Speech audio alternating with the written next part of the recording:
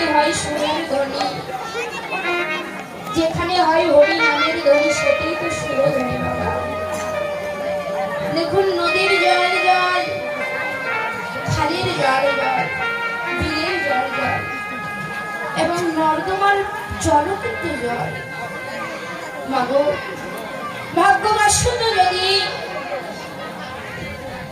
বন্যায় প্লাবিত হয়ে ওই নর্দমার জল গিয়ে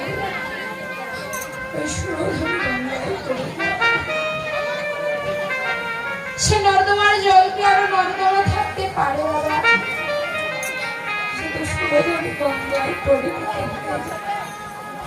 তাই আজকে এখানে কত বৈষ্ণব ব্রাহ্মণ ভক্তবৃন্দ এসেছে, এটু একটি সুরধনী গঙ্গায় পরিণত হয়েছে বাবা।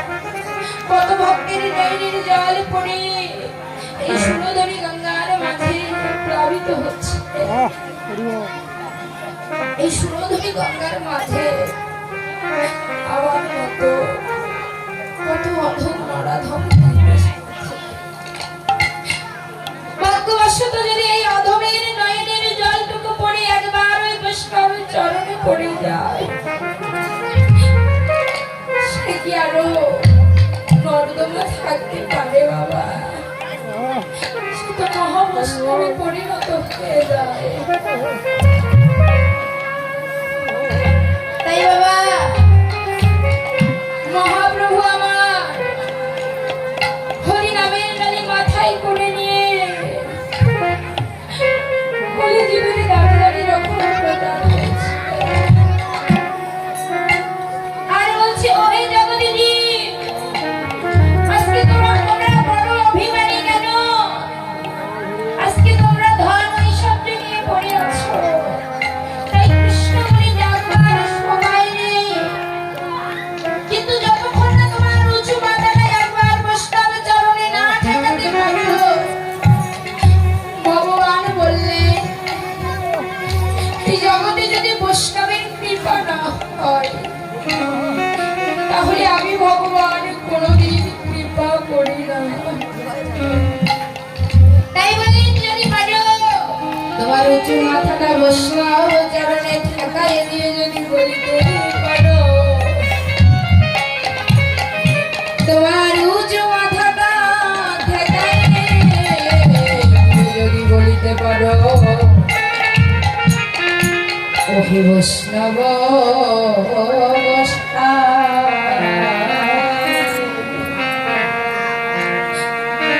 আমারে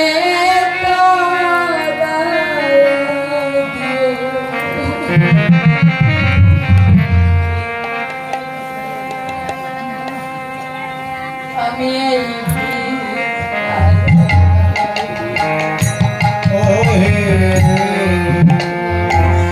Krishna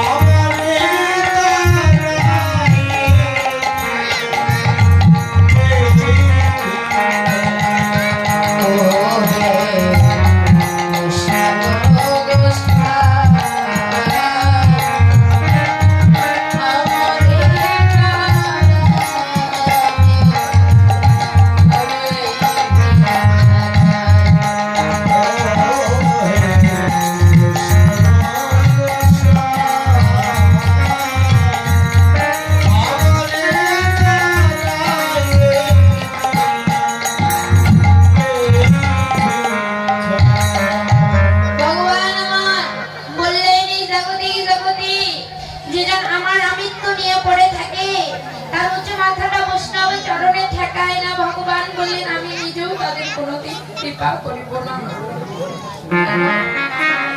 ভগবান আমার মধুমাখা প্রাণের বাণী মাথা করে নিয়ে আমাদেরকে উদ্ধার করবে বলে সুরধনীর কুল দিয়ে সুরধনীর কিনারা দিয়ে যখন চলে যাচ্ছে, মহাপ্রভুকে দেখে সেই সুরধনীর থেকে কিছু ছোট জাতির ভক্ত ছিল বাবা, যেটা মহাপ্রভুকে দর্শন করেছে, যে মহাপ্রভু সুরধনীর কিনারা দিয়ে সহচরগণকে সঙ্গে করে নিয়ে হরি নাম করতে করতে যাচ্ছে।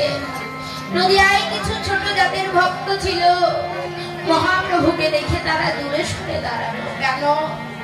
যখন দূরে সরে দাঁড়ালো, মহাপ্রভু ছুটতে ছুটতে গিয়ে সেই ভক্তদেরকে জিজ্ঞাসা করলো, ভক্ত নদিয়াবাসী তোমরা কেন আমাদেরকে দেখে দূরে সরে দাঁড়ালে? সেই নদিয়াবাসী প্রভুকে বলতে লাগলেন,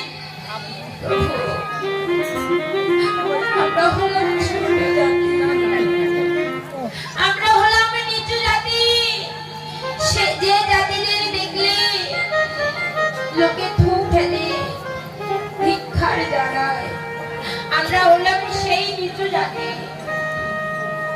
আমাদেরকে আমাদের সঙ্গ করলে ওই উঁচু জাতির ভক্তরা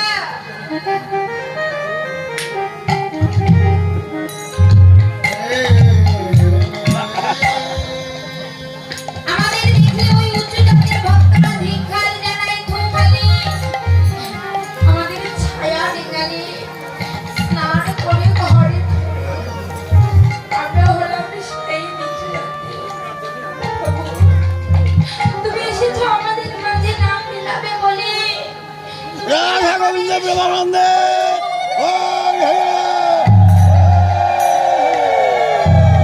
তুমি যদি আমাদের সঙ্গ করো, আমাদের সঙ্গ করে প্রভু তোমার যদি জাত নষ্ট হয়ে যায়, তাহলে তো জাগতিক জগতে আমাদের কেউ ক্ষমা করবে না। মহাপ্রভু ছুটে গিয়ে আগে সেই ভক্তের সঙ্গ করলেন যারা নিচু জাতি। কেন? তিনি কোনো উঁচু নিচু মানলেন না। কে উঁচু, কে নিচু, কে ব্রাহ্মণ, বৈষ্ণব, কে চান্ডাল, সবাইকে এক করে দিল এই মধুমাখা হরি নামে। তাই তিনি যখন ওই নিচু জাতির ভক্তদের সঙ্গ করেছে, ঠিক সেই সময় সেই রাস্তার ধার দিয়ে যাচ্ছিল কিছু ব্রাহ্মণ, বৈষ্ণব, পণ্ডিতগণ। সেই ব্রাহ্মণ পণ্ডিতগণ নিমাইকে দেখে দূর থেকে বলতে লাগলেন, নিমাই, তুমি উঁচু জাতির সন্তান হয়ে, ব্রাহ্মণ কনায় হয়ে তুমি উঁচু নিচু মানো না। তুমি যাকে পাও তাকে কইলাও। তুমি কি জানো না এতে তোমার জাত নষ্ট হয়ে যায়?